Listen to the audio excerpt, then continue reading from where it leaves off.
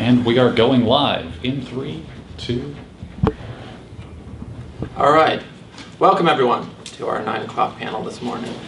I'm Andrew. I'm the moderator. This is also Andrew. But we're going to start with Vernon Cisney. Morning, everyone. Thank you for coming. It's 9 o'clock on day 2. I appreciate you being here. So the title of my talk is Modes of Self-Forgetting, the Ethics of the Nothing, and Wallace's Infinite Jest. And I want to begin by thanking the folks in the DFW Society and Ryan Edel for organizing this conference and for continuing to allow a philosopher to hang out here, and all of you for being out here at 9 o'clock in the morning. So this paper focuses on the different concepts of self-forgetting in Infinite Jest, as I understand Wallace to be advocating for a particular, dare I say, religious conception of self-forgetting as a prerequisite for communication and ethical engagement. By now it is probably trivial to claim that Wallace's work is directed toward the deceptively difficult tasks of intimacy and engagement, the hard work of establishing experiences, however fleeting, of genuine bona fide human interaction, however tenuous and unstable, what Claire Hayes Brady refers to as Wallace's dynamic process of communication. This is a quote from Wallace's 2005 Kenyon address, and I submit that this is what the real no bullshit value of your liberal arts education is supposed to be about, how to keep from going through your comfortable, prosperous, respectable adult life dead, unconscious, a slave to your head and to your natural default setting of being uniquely, completely, imperially alone, day in and day out. And at the heart of Wallace's masterpiece, Infinite Jest, is the elusive simulacrum of the novel's namesake, the lethally entertaining film designed by director James Incandenza in order to, quote, reverse thrust on a young self's fall into the womb of solipsism, anhedonia, death, and life. But as Wallace's work also never fails to remind us, the connections that intimacy requires involve an almost impossible effort. As each of us lives our lives through the overlapping disjunctive prisms of the language that structures and filters our world for us, the emotional scars and concomitant lacunae that life and loss have bestowed upon us, the tedious demands that modern workaday banality makes of us, and the fact that each of us has only our own irreducible, irreplaceable, and seemingly inescapable frame of reference to guide us. This imprisonment within the self is, Wallace argues, our default setting in which the mystery of the world and of the lives within it are ever at risk of being thoughtlessly consumed by us, like every other modern commodity, through the reductive categories of that which is either useful or not, pleasurable or not, to me. Wallace's work is therefore an ongoing meditation on strategies for quelling what philosopher Byung-Chul Han refers to as the inferno of the sane, the potentially lifelong damnation to a hellish world considered only as adumbrations of the narcissist's self. But within this framing of the problem, the imprisonment within selfhood, lie also the hints of redemption. Put otherwise, if self-imprisonment can be understood as one of the main problems, if not the problem, with which Wallace's work is concerned, then we might look for glimmers of hope, or to quote Infinite Jest, a tentative assemblage of possible glimmers of something like hope, embedded within Wallace's work in the form of self-transcendence and escape. Indeed, it seems to me that the engine of Wallace's work is not unlike that of French Jewish philosopher Emmanuel Levinas, who in his 1935 work De l'Evasion writes of escape as world weariness, the disorder of our time, and as the need to get out of oneself, that is, to break that most radical and unalterably binding of chains, the fact that I is oneself. In Infinite Jest, escape is signified in the concept of self-forgetting. Now, the phrase self-forgetting appears only 3 times in the text. 2 of these occurrences are in the reflections of Joël Van Dyne on the artistic talents of James Incandenza. Joël describes Incandenza's work overall as the work of a brilliant optician and technician who was an amateur at any kind of real communication. Technically gorgeous, the work, with lighting and angles planned out to the frame, but oddly hollow, empty, no sense of dramatic towardness, no narrative movement toward a real story, no emotional movement toward an audience. In Joël's assessment, then, James's work suffers from the artistic analog to the psychic imprisonment against which Wallace's own project strives, excessive self-consciousness to the point of emotional stiltedness. By operating too much in his own head, as we say, James is ill-equipped as an artist for the risk of release and vulnerability, the relinquishment of control that are the prerequisites for the artist's ability to move others with their work. And yet, even in the early work, Joelle claims there had been flashes of something else, indicating something more than cold, hip, technical abstraction. One example she offers occurs in Incandenza's film, Prenuptial Agreement of Heaven and Hell. Parodying a title from William Blake and the basic situation of the biblical book of Job, God and Satan play 7-card stud with tarot cards in a competition for the soul of an alcoholic sandwich bag salesman. At one point in the film, the frame is completely filled to its edges for a full 240 seconds by a low-angle shot of Gian Lorenzo Bernini's sculpture, Ecstasy of St. Teresa, which is housed, and please forgive me for my Italian pronunciation, which is housed in the Chiesa di Santa Maria della Vittoria in Rome. The inclusion of what ultimately amounts to a 4-minute-long still shot in the midst of a director's film might easily be mocked or criticized for its pretentious excesses, and indeed might be characterized, and not without reason, as yet further evidence of an artist's disregard and contempt for their audience. Indeed, such critiques have been offered of directors such as Terrence Malick and Jean-Luc Godard. However, Joelle detects precisely the opposite of pretension in the Ecstasy shot. So here's a quote. But on the 5th or 6th reviewing, Joelle started to see the 4-minute motionless shot as important for what was absent.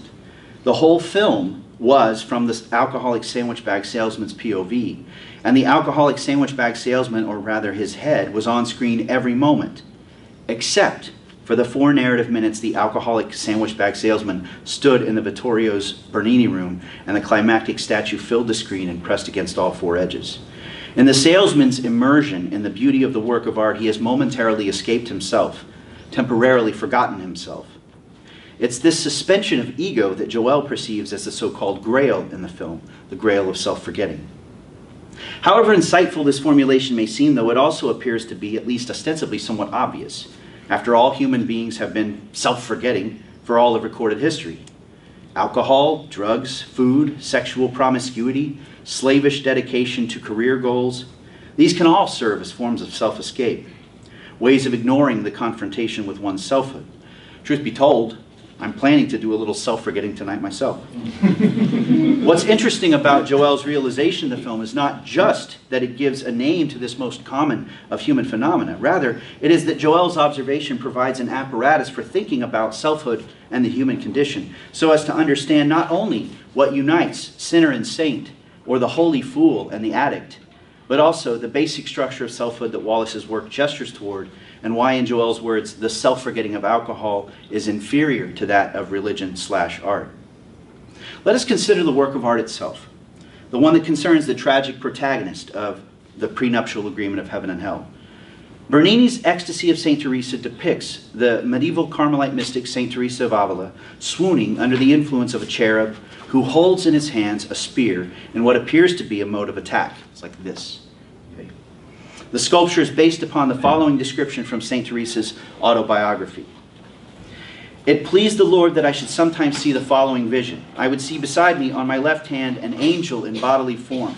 He was not tall but short and very beautiful, his face so aflame that he appeared to be one of the highest types of angel who seemed to be all afire. In his hands I saw a long golden spear, and at the end of the iron tip I seemed to see a point of fire. With this he seemed to pierce my heart several times, so that it penetrated to my entrails. When he drew it out, I thought he was drawing them out with it, and he left me completely afire with a great love for God. The pain was so sharp that it made me utter several moans, and so excessive was the sweetness caused me by this intense pain that one could never wish to lose it, nor will one's soul be content with anything less than God. It is not bodily pain but spiritual, though the body has a share in it, indeed a great share. So sweet are the colloquies of love which pass between the soul and God. Now there are a number of fascinating elements in this account. Most striking perhaps is the highly erotically charged nature of this description. St. Teresa characterizes the experience as one of an intense indiscernibility of pleasure and pain. So intense, in fact, that she stresses the moans that the experience elicits from her. And the moan itself is a multivalent sound, capable of conveying varying degrees of either pleasure or pain. And given the indiscernibility with which St. Teresa describes pleasure and pain, it's safe to assume that her moans are expressions of this ambiguity as well. The sexual tones of this language are not easily missed. We also see that this experience enraptures both body and spirit. The flaming spear of the angel pierces her body, her heart, and her entrails, the very essence of her life and her love, setting them on fire and drawing them out of her. Now it's worth noting that St. Augustine also describes the love of God as a fire, and also describes the love for God as a melting of the self. My thoughts, this is from the Confessions, my thoughts, the intimate life of my soul, are torn this way and that in the havoc of change, and so it will be until I am purified and melted by the fire of your love and fused into one with you.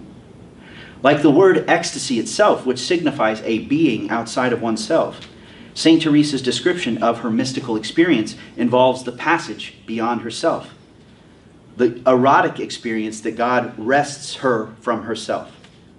The erotic experience with God that wrests her from herself, my apologies.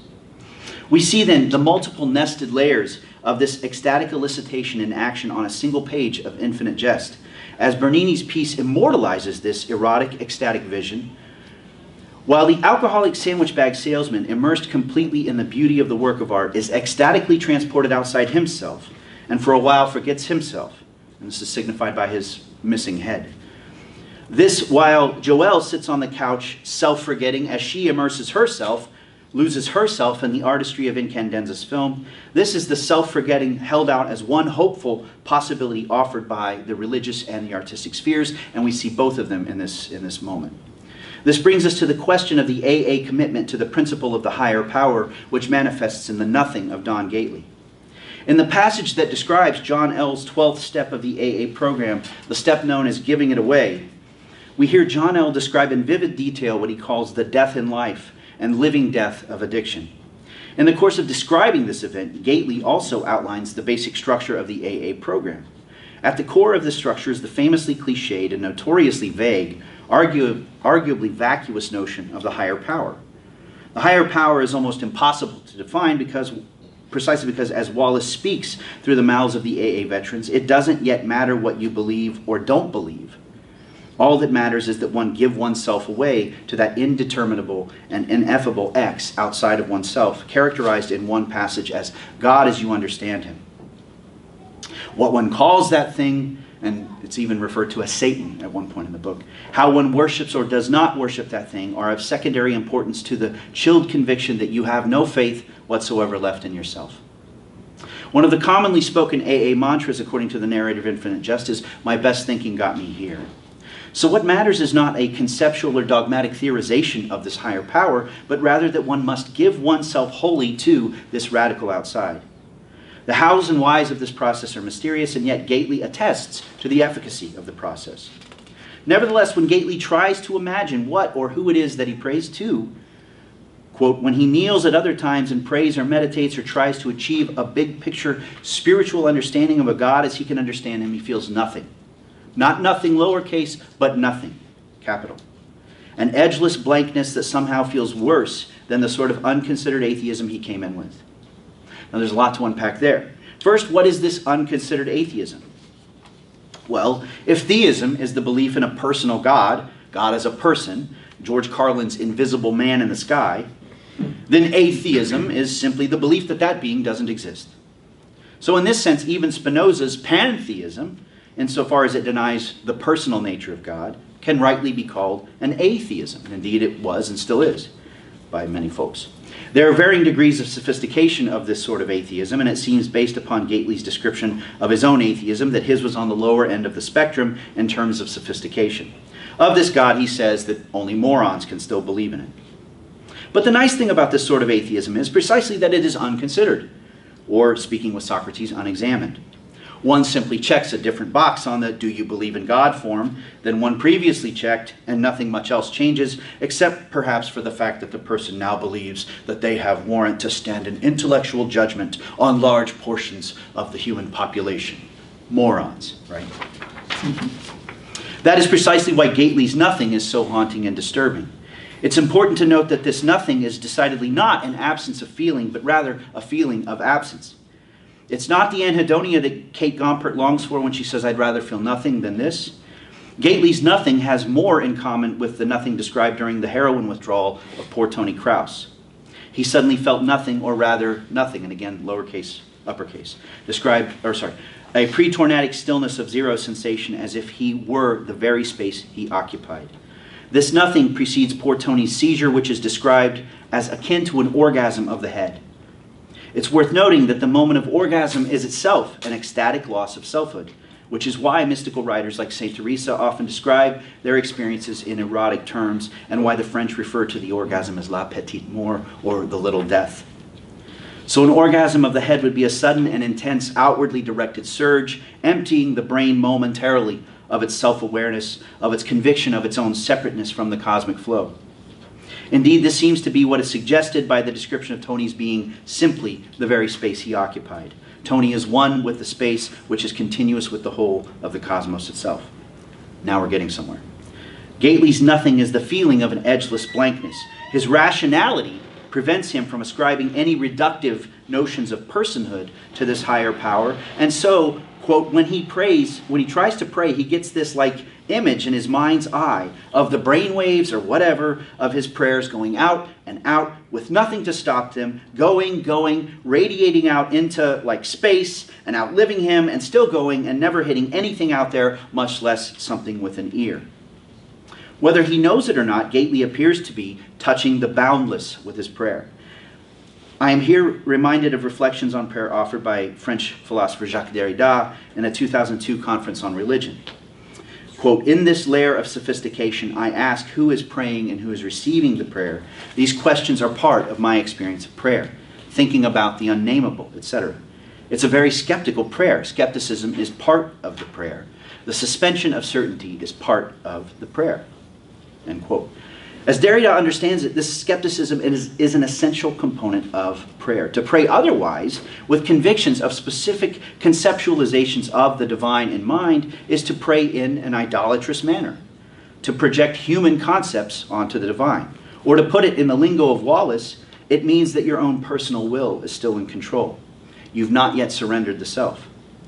This is also why the self-forgetting of substance abuse is inferior to that of the religious for Wallace. The self-forgetting of the substance is not the outwardly directed exodus of selfhood toward the boundless, but rather the inwardly directed and insatiable emotional vortex that simultaneously longs for and loathes the self. It wants connection, but it wants it in a way that satiates the ego, the boundaries of which prevent genuine connectedness. As such, it reinforces the ego precisely as it struggles against it. As John L. says, it's like there's two yous. The self suffers from itself and therefore it seeks escape, but in the form of the self-cancellation of substances which can only ever be temporary. The imperially solipsistic ego still lies in wait, hungry, when the anesthesia subsides. One has not thereby transcended the self, one has merely pissed it off. The only hope gestured toward by Wallace in Infinite Jest is that one must reverse thrust, escaping the self outwardly in the direction of the boundless. Only this kenotic release can free us from the death in life of solipsistic imprisonment. Only this can activate and mobilize genuine love, love that does not ultimately collapse into egoistic satisfaction, love that, in the words of St. Ignatius, gives without counting the cost. Only this. Thank you.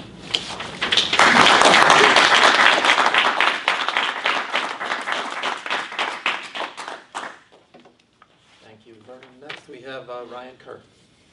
Well, my name is Ryan Kerr, and thank you all for being here today. And that was a really great presentation, so thank you very much for that, Vern. My paper is entitled Competition, Responsibility, and the Problem of Political Freedom in Infinite Jest. In his essay, Wallace and Politics, in the new volume, The Cambridge Companion to David Foster Wallace, Andrew Warren notes the constant tension between individualism and social responsibility that exists in David Foster Wallace's work. Wallace's characters' political double-binds, they know they are complicit in capitalist materialism, but also find it a refreshing means to live out their individual desires and choices, it seems, would certainly be consistent with Wallace's wavering political allegiances over the course of his life. While the characters themselves in Infinite Jest may be at an impasse, regarding these contradictory social forces, it seems to me quite clear that the novel lays bare the importance of hierarchizing social responsibility, equality, and selflessness over individual freedom. Wallace may have grappled with the temptation to prioritize his own needs over those of others, but Infinite Jest at several moments implies that self-interest is a detrimental attitude that must be replaced by an alternative social model. Just because Wallace voted for Reagan, in other words, does not mean that his work itself does not possess a political unconscious illustrating the ills of capitalism and the necessity of collectivity. As a reader concerned with the equal distribution of resources and the many problems that stem from inequality, I aim to approach David Foster Wallace's Infinite Jest with attention to how distributive justice is explored in the novel. Using a Marxist lens, I wish to explore the ways in which Infinite Jest illuminates the necessity of resistance to capitalist hierarchies, not by way of analyzing form, as I have done elsewhere, but by way of an allegorical reading of the relationships between the characters of the novel and the capitalist state apparatus that controls them. Frederick Jameson's method of reading text as reflective of the historical class struggle, I posit, can provide us with an understanding of social inequality when this approach is applied to Infinite Jest. Wallace's novel, in spite of the frequent attention given to individualism and liberty, contains the repressed and buried reality of this fundamental history of the class struggle. In applying this framework, I wish to build upon Warren's insight that the novel displays the problem of equal liberty, the demand for both unfettered freedom and instituted equality, and to argue that the novel can be read as advocating for the latter rather than the former. Capitalism is closely related to certain ideas about freedom, John Berger says in Ways of Seeing. Freedom of choice for the consumer, freedom of enterprise for the manufacturer. Laissez-faire capitalism is the mode of production in the dystopian environment of Infinite Jest, and the social structures emphasizing individual freedom are almost always shown to be problematic in Wallace's novel. Nearly every character in the novel is beset by issues that are a result of this free, deregulated economic landscape. For example, Wallace informs us that most of the pro-rectors at Enfield Tennis Academy themselves are depressed or traumatized about not making it into the show and having to come back to ETA, so they're morose and low on morale and feel bad about themselves. The economic system that is in place here has allowed the best of the best to become professional athletes and has created a state of depression for the vast majority of the athletes who are unable to achieve the same level of status. As Will Kimlicka states, given that people are born with different natural talents, some people will be amply rewarded, while those who lack the marketable skills will get few rewards under capitalism. Wallace succinctly states that for the many athletes and former athletes residing at ETA, you don't know what you're going to do, and it's often an awful time. But this statement merely scratches the surface of the indescribable mental stress experienced by those who fall short of the standards set by capitalist competition. The structure of infield athletics illustrated in Infinite Jest shows that there are inherent negative effects of competition and that a system not determined by individual ability should instead be in its place for the mental well-being of the people. Here is how to read the monthly ETA and USTA and ONANTA rankings the way himself read scholars' reviews of his multiple exposure melodramas, Hal narrates, during the cartridge Tennis and the Feral Prodigy. Learn to care and not to care. They mean the rankings to help you determine where you are, not who you are. Memorize your monthly rankings and forget them. Here is how. Never tell anyone where you are. Hal's narration in this section is riddled with contradictions. The feelings of disappointment and rejection are inevitable in an environment built on competition and inequality, and the only solution to overcome these feelings is not to feel them at all. Hal prescribes an unrealistic solution because there is no solution outside of restructuring the hierarchy of Enfield.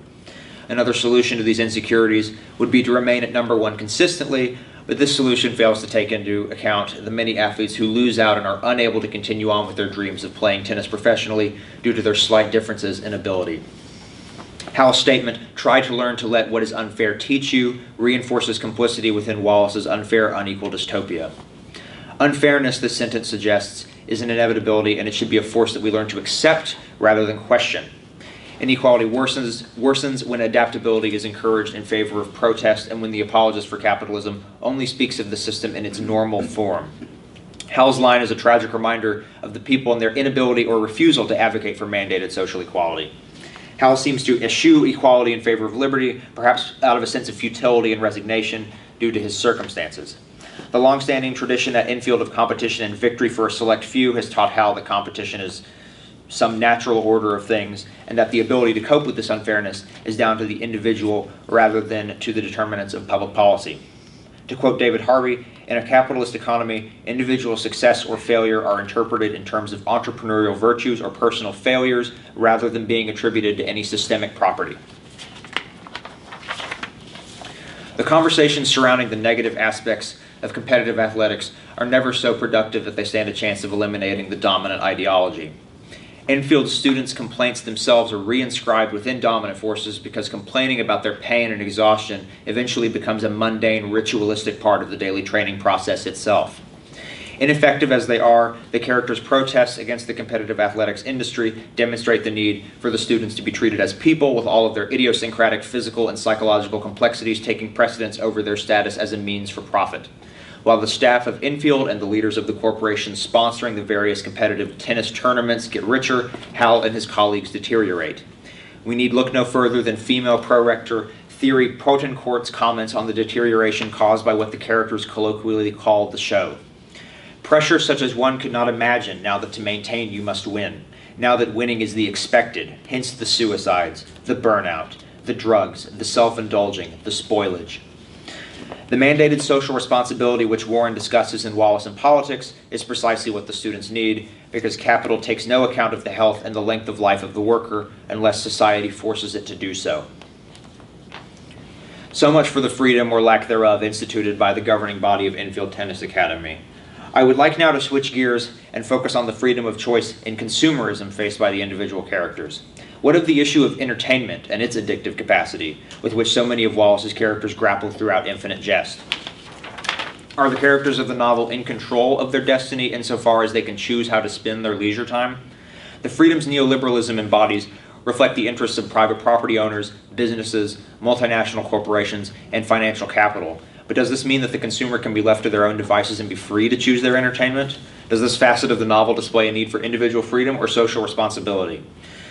Without free will in our social and economic activities, Wallace might be suggesting, we are no more autonomous than the hypnotized viewer of the Infinite Jest cartridge, frozen in place until we die.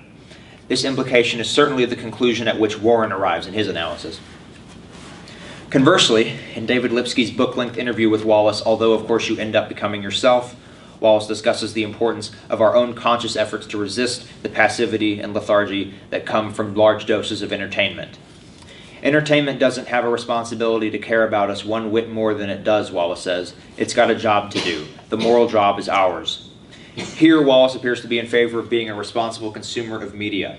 In short, an individualist life of hedonism and pleasure must take a backseat to an ability to assess entertainment and its agenda proactively and critically.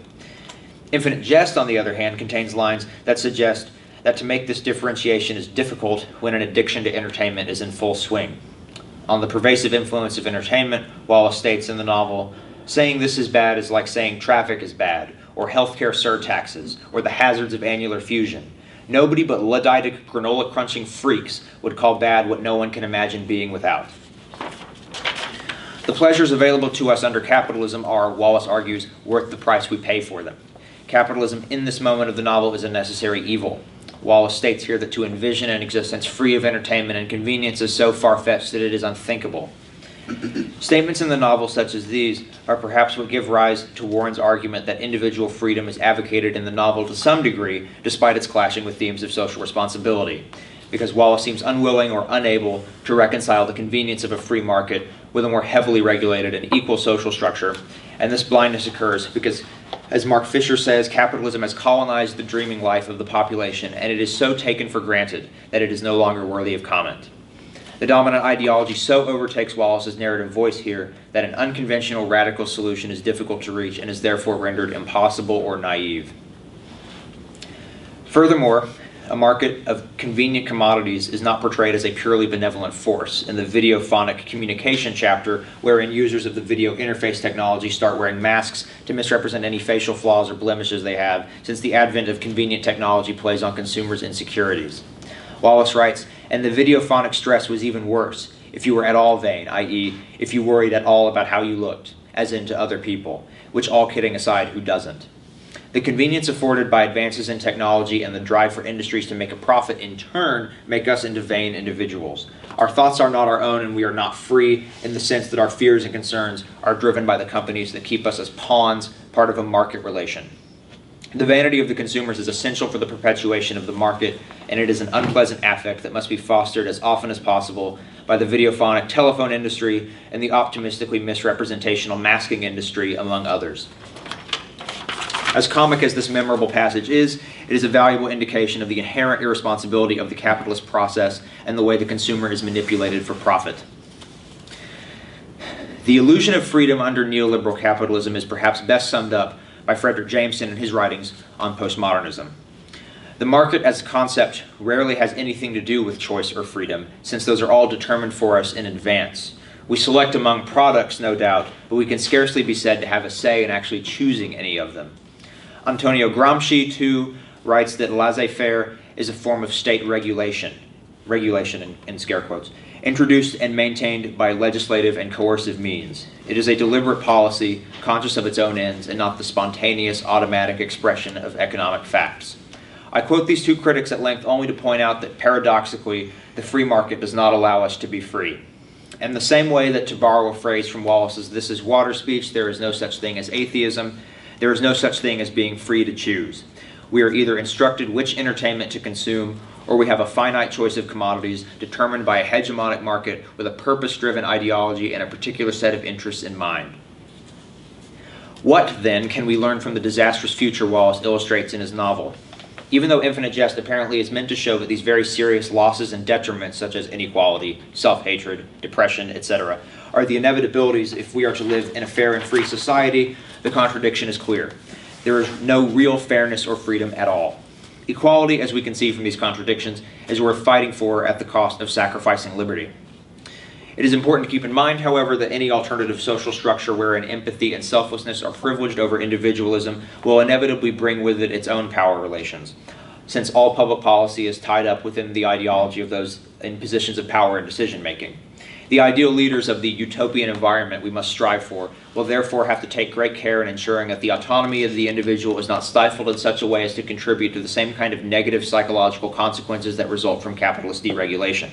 There is no easy answer to how much or how little freedom an individual should possess for the well-being of those less fortunate than them, but at the very least, Wallace's novel illustrates quite clearly the importance of more radical macro-level policies that help to lessen these disparities between depressed, alienated individuals. Wallace's fiction, while perhaps not prescribing solutions in the case of each specific problematic, clearly shows that conscientious and responsible behavior is necessary to save our current landscape of addiction and melancholia from imploding in on itself. The difficulty that arises in finding a solution is that these overlapping societal problems do not coincide exhaustively with a root origin, to quote Louis Althusser. At times, a socially conscious governing body is needed, and when the responsible governing body is absent, the individual must take it upon themselves to protest the ills of capitalism and inequality. There is no one-size-fits-all answer to how much or how little political liberty a person should have, since questions of freedom vary depending on a situational basis, and public and private form a non-hierarchizable supplementary differential, not a clear and rigorous opposition. To quote Morath, "But what of the freedom to, not just free from? How to choose any but a child's greedy choices if there is no loving, filled father to guide, inform, teach the person how to choose? How is there freedom to choose if one does not learn how to choose?" Morath's statement here about the issue of freedom might be the passage most indicative in Infinite Jest of its underlying, if somewhat abstract, political solution. A moral compass guiding people in their decisions must be present in our current moment, both at the state level and at the interpersonal level. Without social change that keeps the underprivileged and the oppressed at the forefront of its goals, the political freedom that we experience will be determined by how much or how little liberty the ruling class wants to give us. Unless we dismantle the capitalist state that creates the illusion of freedom, we can never be truly free. Thank you. Thank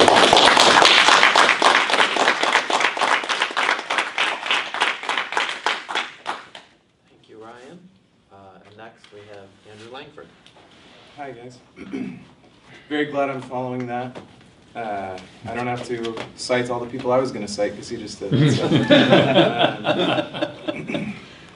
I'd like to open this by explaining a little bit about this project. It's turned out to balloon and expand probably pretty predictably. So today I'm going to be focusing less on evidence and justifications for claims that I make. Rather, I'll rely on your guys' context of Wallace and the knowledge and perspective you guys will bring. And I'd like to just mostly sketch out a bit of a problem I'm seeing and a possible roadmap for going forward. All right, so first off, I'm sitting here in front of you, and I am the primary target demographic for the rising wave of fascism in the United States. Perhaps most accurately, 4 years ago, I was the primary target demographic of fascism.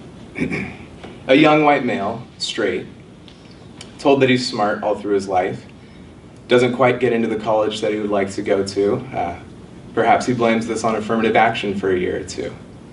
And then he does go to college, has some mental health problems, and becomes lost and meaningless, adrift in the world, looking for something to cling to, something to sincerely believe in. This is the profile of myself. This is the profile of pretty much every mass shooter we've had in the last several years. This is the profile of the Christchurch Mosque shooter a few months ago. Most of the people who were in the Charlottesville rally were the same profile. This profile is also roughly the general conception of the Wallace fan base, which isn't completely accurate, but certainly does ring true to some respect. So I'd like to talk about another figure who has a very, very similar idea, people have a very similar idea of his fan base, of being that same type of person. He was born in 1962 in the middle-ish flat part of his country. Both of his parents were in academic work. He spent a lot of time in his teens smoking a lot of weed. He goes off to college where he reads Jung and Freud. And then he has some mental health problems, ends up being drunk a lot in the mid-80s, mid to late 80s. Eventually he discovers sobriety and then spends a large part of the 90s feverishly working on a huge project, a novel, or not a novel, sorry, that's the other guy, a nonfiction book that would provide a solution for all the 20th century problems. This man is Jordan Peterson, a psychology professor from Canada. He was born 111 days after Wallace, which I'm sure next year I will get into some numerology as to why that's like super important.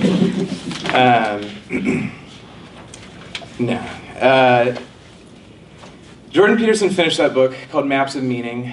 It's essentially similar in quality to Everything and More, only instead of long, according to the experts, wrong math problems, it's maps of dragons and diagrams about the feminine chaos that just destroys everything in life and how the night can...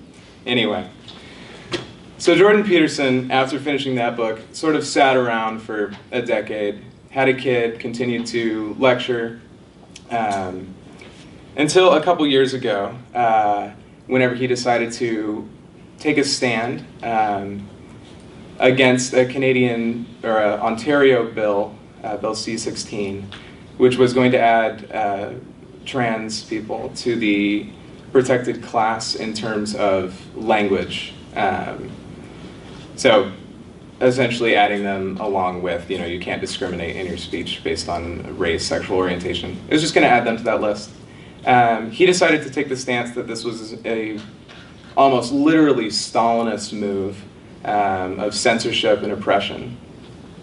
His stance catapulted him to, the stage of publicity and everything. But what made him stick around were his lecture series that he had been putting up on YouTube. And in these lecture series, he does a lot of things.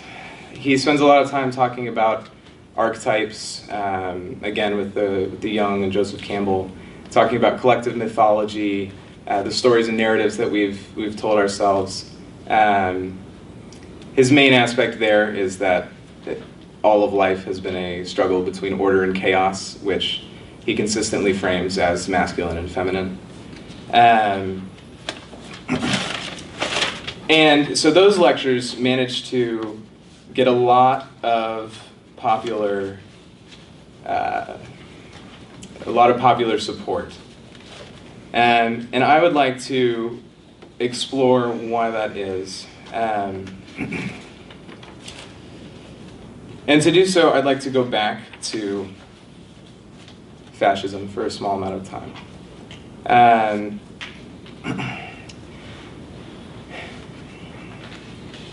The personal definition of fascism that I would use is essentially the Marxist framework, but I'm primarily building off of work by Umberto Eco and Robert Paxton, who is a non-Marxist.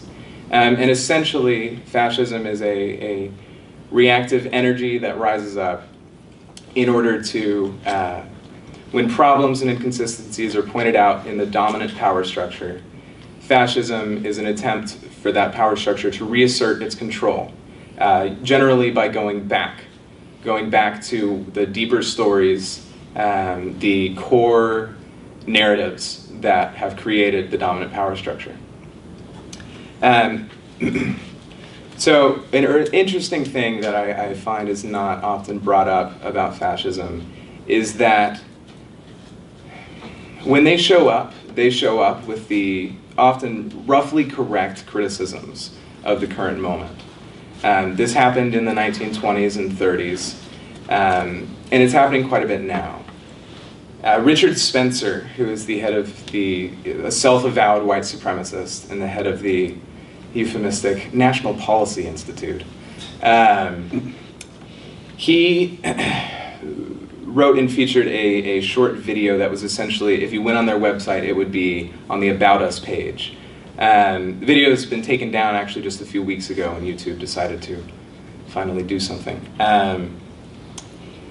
In this video, the majority of it is talking about the dangers of consumerism. At one point there's the line, America is just another place to go shopping. And it has some nice little footage of malls, sort of time-lapse type thing. But the majority of the video is this. The majority of the video is criticism of the sort that you would find in Infinite Jest. Now, often the next step that they take is to say that's not a systemic critique, it's just a certain group of people, usually the Jews, that are corrupting all of this. So there is a difference there in their critique. But to people that are scared and lost and don't feel like they have meaning in their life, again with these young men, perhaps also they're overwhelmed by hearing other perspectives and being told that they need to be more conscious of other people. And I think the thought generally is like, well, you hear about white privilege and the guy will think, well, I'm not doing well in life, so that's just not a thing. And they won't take the time to listen. So to those types of people, they are feeling something, and they're feeling something bad, namely along the lines of alienation due to commodification, as sort of laid out by your talk. So they're feeling these things, they're feeling this emptiness and these voids, and they want what Marat says in Infinite Jest. They want something to believe in. They want duties, they want responsibilities. And this is what fascism provides. Fascism does provide meaning, and I would put forward that it puts forward a great deal of sincerity. Sincere belief in something larger than yourself. Love of family, love of race, of nation. These are the things that people get drawn into. They don't have meaning, and so they look for that. Now back to Jordan Peterson. My claim here is that Jordan Peterson is doing pretty much the exact same method of the fascists, but he's not quite going back as far. Essentially, he is using the same tool in order to reaffirm the power of neoliberalism, would be my claim. When he started out in his psychological research, Jordan Peterson was interested in the reason why people would become radicalized. Why would someone become a Stalin or a Hitler? Why would people, reach that level of ideological fervor, and then, go so wrongly, cause so much death? And he still claims to be mostly focused on that. He's gotten a lot of associations with various people in the alt-right or in the adjacent areas. Ben Shapiro, Prager University, which isn't a real university. Those sorts of areas he's really been hanging out with a lot. But he still claims that his main role is to de-radicalize people who are getting too far into the ideologies of identity politics, which he points out is on the right and left. So that's his main. That is his main area as far as pulling these people out, and the way he does that is by pointing out to them that there are old-fashioned truths, there are cliches. Here's a quote from his GQ interview. He was asked what he was attempting to do, and then what was he uniquely offering in this time. He says, quote, "I wanted to make a case for the significance of individual life and the psychological necessity of courage and nobility and responsibility. These things that sound old-fashioned, but are old-fashioned in the best sense. They're old-fashioned because they've lasted forever, and they're absolutely necessary, and people need a call to responsibility, because they need to mature. They need to want to be adults. They need to be adults, And I don't think we do a very good job in our culture in making a good case for why it's a good thing to be an adult." That sounds a lot like Wallace to you. Welcome to my world for the last year or so. And I've been increasingly scared by the idea that someone would come along and compare Jordan Peterson to Wallace, specifically the Wallace that is sort of known on the internet, who we could call Saint Dave if we want. He's the guy who, sure, he wrote a couple novels, but really he's the guy who gave that "This is Water" speech. He's that guy who really hated postmodernism and wanted us all to stop being ironic. And that's essentially what the view is of Wallace. So for the last year or so, I've been seeing all of these increasingly bad things happening in regards to Jordan Peterson, or not happening, just seeing the things that he says. Because while that earlier quote might sound pretty all right, Jordan Peterson is frequently raising other areas. His stance on personal responsibility is essentially that you can't do it until you've fixed your life. That's one of his maxims in his book, 12 Rules for Life, is clean your room. And essentially the idea is, before you go out into the world, clean your room. You have to take care of yourself before you would protest something. Yeah. And so, with that aspect, basically every systemic problem that exists right now is completely ignored or devalued by Jordan Peterson. Climate change is something we shouldn't really worry about because the science is, when you really look into it, it's just not that clear, he says. He insists that there is no such thing as a, quote, goddamn patriarchy, and there never has been. And he claims that capitalism, or the current system, is not a hierarchy of power. It does not create a hierarchy of power. It creates a hierarchy of competence, is what he says. And so over this last year, I've just been increasingly worried that people are going to start comparing him with Wallace, because certain parts of it would really kind of fit. So I've been Google searching Jordan Peterson and David Foster Wallace every little bit. Jordan Peterson retweeted something on February 7th, 2017. Tweet saying David Foster Wallace on what's wrong with postmodernism. And it's one of the, I think, 3 video essays on YouTube about David Foster Wallace. It is a video that I'll be talking about a bit later as well. But so far, all of the mentions of Jordan Peterson and David Foster Wallace are of people that really like both of them or really hate both of them. And so I'd like to try and figure out what it is most of us here can do as people who perhaps only like Wallace, at least in my case. And I think there are probably three main areas where we can compare the two figures. In philosophy, they are, to some extent, engaging with postmodernism with a similar attitude. In Peterson's case, he hasn't read any of it. He'll occasionally name drop Foucault and Derrida, but that's about it. And with Wallace, there are some times, I think, where his rhetoric got very unclear. I think generally he was intending to refer solely to postmodern literature rather than postmodern philosophy. But in that area, obviously the dominant perception is that Wallace is just an anti-postmodernism guy. And I think pointing out the ways in which Wallace wanted to continue the work of postmodernism and push through it towards ultimate solutions is something that is worth focusing on.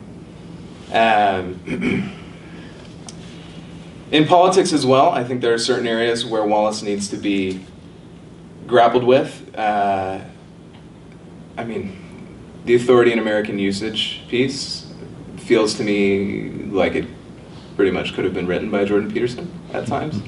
A nicer, less nasty Jordan Peterson, to be sure, but still. And so I think that there's a lot of work to be done that has been, as well, and it is being done. I think Claire Hayes Brady and Jeff Severs, in their two most recent monographs, lay forward a good foundation that we can take to bring Wallace into the conversation of progressivism, to tie Wallace in to other movements, the movements of identity politics, to tie him in with thinkers like bell hooks or James Baldwin. And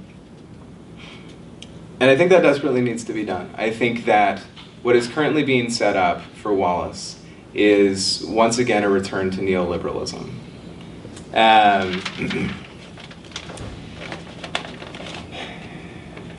And that can be shown in that video essay that I was talking about by Will Schroeder. It decries the effects of postmodernism, which are defined as self-referentiality, moral relativism, cynicism, and irony. And the video essay claims that Wallace mostly noticed these and talked about these mostly just in terms of TV shows. And the video essayist provides examples of South Park and commercials that are, self-referential. And it points us to a solution, that video essay. It points us to a solution outside of irony, a solution towards sincerity. And the solution is Parks and Rec and The Office, Modern Family and Community.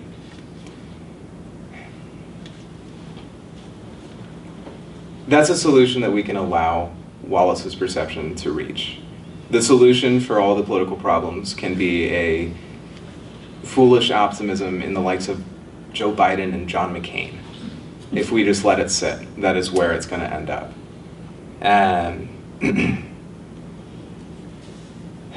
Wallace's quote, "Hypsinical transcendence of sentiment is really some kind of fear of being really human." I'd like us to see that sentiment revised a bit. That maybe that's some kind of fear of being really human in an aggressive system that continually commodifies and mangles our deepest feelings and alienates us from each other and from our work and our enjoyments. This is Water is a fine speech, but I think that the other thing that is also the water around us is the systems that we exist in. And the things that Jordan Peterson denies, the history of the patriarchy, the economic system we have, I think this is the water that we need to be aware of, and I think this is the water that we need to be pointing out as well as scholars and part of the Wallace community.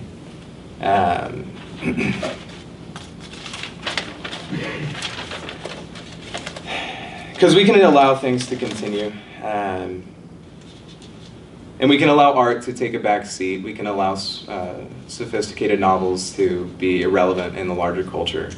And this is what will happen if we choose the default setting. And if our best novels only lead to things like Parks and Rec and The End of the Tour and The Wallace Bro, that is no form of opposition at all. So as problems will continue and will escalate, and people will be vulnerable and desperate. And fascism will give them, and us, something to believe in, something meaningful. It will be violent and it will be sincere. And this is an evil nightmare that can be prevented. But it takes the best minds to be able to do that. Thanks.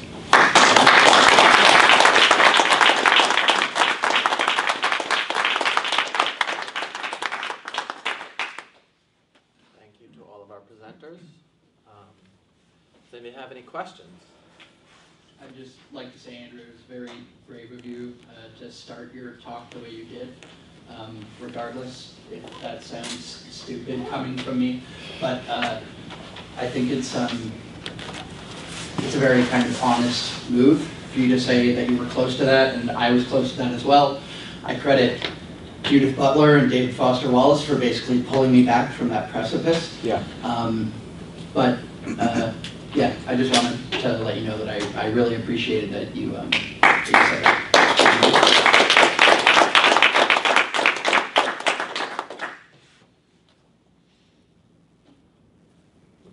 Hi. Thank you all for your papers, very interesting.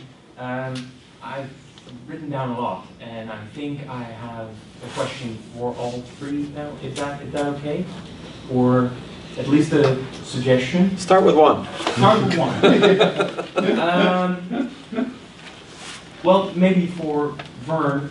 First of all, when you described the imagery of Don Gately's sort of prayers, sort of going out into the nothing, or actually just sort of continuing on, I actually have to think of Kafka's sort of imagery of sort of the impossibility of communication between human beings and God, right? Mm-hmm. The message never receiving. I think that was quite interesting. I was just wondering whether you could elaborate a little bit. I mean, Probably not. I'm totally on board with the idea, but also sometimes I wonder, okay, but do I have all of this clear?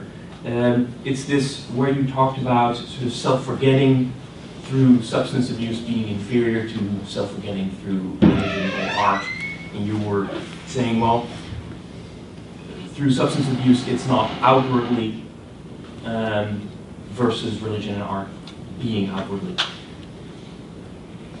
Is that's sort of the thing I'm wondering about. Is that the case, or is that also something that we just prefer to be the case? Right? To say, well, religion and art just sound better than substance abuse. Why?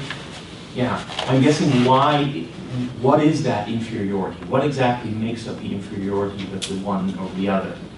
I want that inferiority to be there, but sometimes I have difficulty defining exactly what distinguishes it. Thank you for the question. So the way that I understand these movements or these directionalities is that one is sort of predicated upon the feeding and the solidification of the walls that enclose the narcissistic ego, that keep reinforcing the ego's sense of evaluation of what this is doing for me, right? So the relationships that I have with my wife and my children and my friends and my colleagues, you know, what is this doing for me? And it becomes a sort of a constant calculation in everything that we do. And it's that I think Wallace is sort of saying we suffer from, because at the same time we want genuine intimacy, we want genuine connectedness, but we keep up those walls. And so that energy is going out and then coming back. And so we cancel that out by drinking or sex or drugs or what have you. And so this is what I said when I said you've not escaped the self, you've just pissed it off, right? So when the anesthesia wears off, then it's back and hungry and ready for more gratification. And when I talk about, I want to be very clear that when I talk about the self-forgetting of religion, I think it's a very particular type of religion that Wallace is talking about. Very particular, but at the same time very open-ended, right? Because he wouldn't say that, for instance, right-wing, religiosity is at all an escaping of the self. It's in fact a reinforcing of all of those negative, things that Andrew talked about. My culture, my people, my this, my that. It's a reinforcing of egoism. It's not an escape at all. So, but in those cases, what's liberated is the sort of, if we wanted to use Kierkegaard, for instance, it's love. It's divine love or something like that. That's genuinely opened up, but it requires that sort of that genuine self-forgetting, the actual letting the walls down. So I don't know if that answers the question or not, but the way that I see it as different is that Wallace thinks that we genuinely want that intimacy, but at the same time we keep those walls up that disallow it. Does that help or no? Yeah, no, it does. I think in part it also just has to do with are we actually correct in using the word self-forgetting for both? In many ways what you're describing is substance abuse would actually be self-indulgence and maybe world-forgetting and self-feeding. I think that's... So it sometimes, that might be the problem. At the same time, there also seems a good reason for why we sometimes affiliate these things with each other. Why it does seem like in some ways certain forms of religion might serve similar purposes as substance abuse. So that's just why I was interested also in that sort of inward and outward distinction and where we can actually locate it. And it's a very difficult issue, but... I think it's a great question.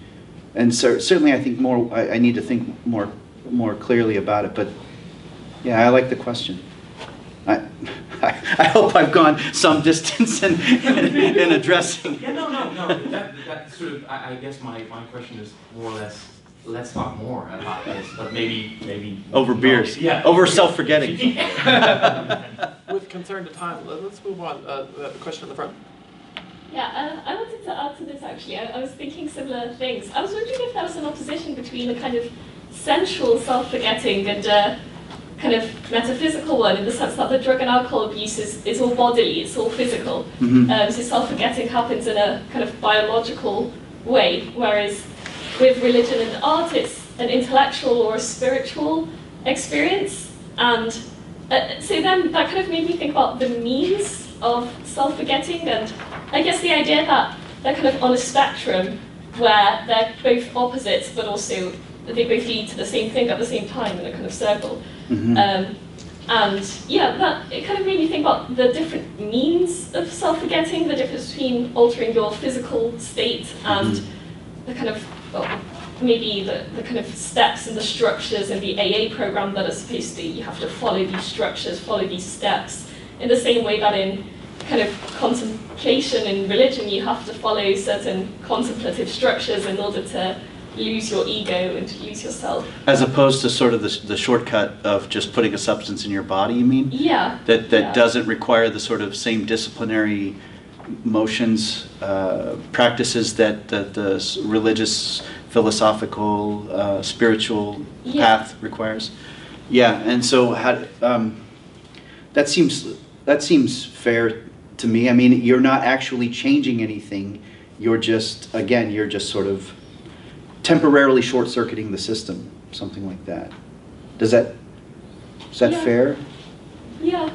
Yeah, I guess it was more an observation than a question. And there's also, I mean, as Allard kind of pointed out, there are, substance abuse, or substances have been used in religious rituals, right, for precisely these reasons, to escape the self.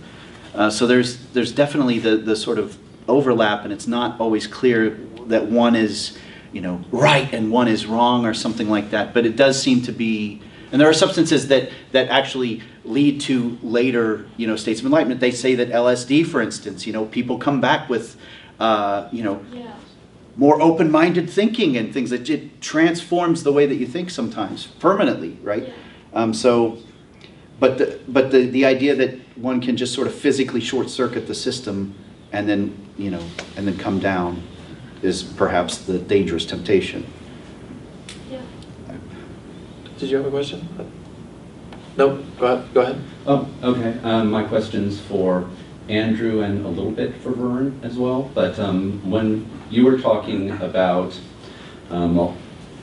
fascism and Wallace being turned to that purpose, I was thinking about AA and the way it's portrayed in Infinite Jest, where it's definitely a positive force. It works in these people's lives where nothing else would, and yet there is this persistent fascistic tendency that Wallace finds worrying and that never entirely goes away. Do what you're told if you want to get old. On the one hand, it is very domineering. You have to do these particular things, but it works in terms of self-forgetting and such. And so that just kind of made me think in terms of applying this to Wallace and his very open, humanistic sort of can't we all get together sort of message being turned to this purpose. Do you think that is also there, if not necessarily in Wallace, in our reception of him? Because the ideas are out there, they can be turned to whatever purpose the listener wants to. And what do we do? What do you think can be done about that? What tools do we use to change that? Well, that's why this whole thing is tricky, because you can look into AA and the founder and see all the fascist stuff he was reading and see that he was actually influenced by a lot of those guys. Regardless of the explicitly Christian stuff as well. It's definitely something that he saw as providing a solution, and he was very aware of that with Marat, and then also with Stitt, the Tennis Academy, who he points out is the fascist, but he's kind of the only one who's offering anything that sounds good. He mentions that in the Bookworm interview. So I think that in some sense fascism is the deepest pain because it is the betrayal of the deepest loves. And so I think that's why it's so dangerous, why it's so just, when we see the effects, it's so much worse than just seeing a lot of people, at least thinking about it. If you think about, okay, all these people have died because people are greedy. That's bad. But I think there's a deeper betrayal there of all these people died because people got carried away and really believed that they were loving, they were loving their country or something. I think, so I think there's an aspect in which you really have to do the challenging work and confront its appeal kind of head on. Because some of the things, like any sort of personal responsibility combined with civic duty, you have to run with those. You have to run with, I have a responsibility to the group around me, to the people around me. But I think essentially the basis needs to be not any sort of shared thing. It can't be based in self. It should be based in a real deep empathy of seeing the other and in some sense remembering that you've recognized yourself as other, and being able to place yourself there, but not just relate. I'm not like I relate to you because you look similar to me. It's that being able to relate to someone who is just completely different. So I think that empathy is where it has to be based in. But how do we encourage that? In terms of the social structures. This is a really good combination of talks because they do interact with each other in this way. My personal thing that I'm is my next main thing for the next few months to jump on, is based on the idea of the decider, based from his deciderization essay. Essentially that in the world right now, we very much need people who are A, art critics, B, like good art critics, and also people with a sense of progress, a sense of building together, a sense of combining things into one sort of path. Not necessarily in a religious sense, that's why the deciders also should be very upfront about their own personal biases and perspectives, not setting up yourself as a capital A authority, just someone who really cares about it and is going to spend a lot of time on it. I think that is a role that is opening up a lot in society right now. I think people would, people are going to YouTube, they're going to their social media, they're going to their friends, and they want people to make sense of it all and connect some dots. And I think that class of the decider or the critic, I hesitate to use the word because it's been trampled to death. Curator is another nice word for exactly, yeah. We are at about our time now, so thank you to the presenters, thank you to all of you for being here and asking.